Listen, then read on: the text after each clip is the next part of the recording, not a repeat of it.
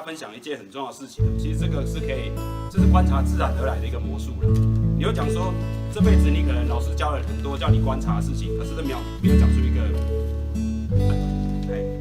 那我们今天用一个很简单的叶子的结构的地方，让你了解，其实台湾在做土木包含说在盖房子，中间很重要的钢骨结构，其实就在讲这件事情。其实它是观察自然的叶脉而来的，所以建构出来的我们可能意想不到的事情。那这个更不用讲，因为这个叶脉更多了，所以这张报纸的话呢，刚刚的3条脉可能站不起来，这个一定可以站起来。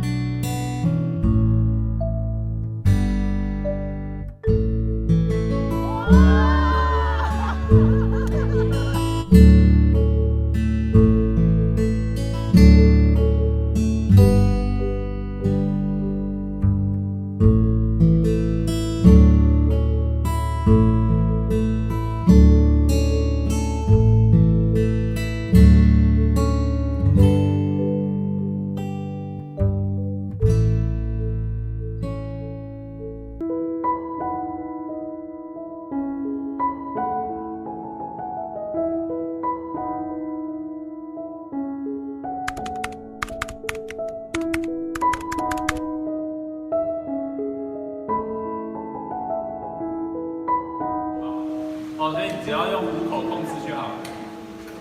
所以感受一下，它是晃不出去的。OK， 所以你手用力的时候是整只手给它力量，所以你手不用握得很用力。基本上就是虚握就好。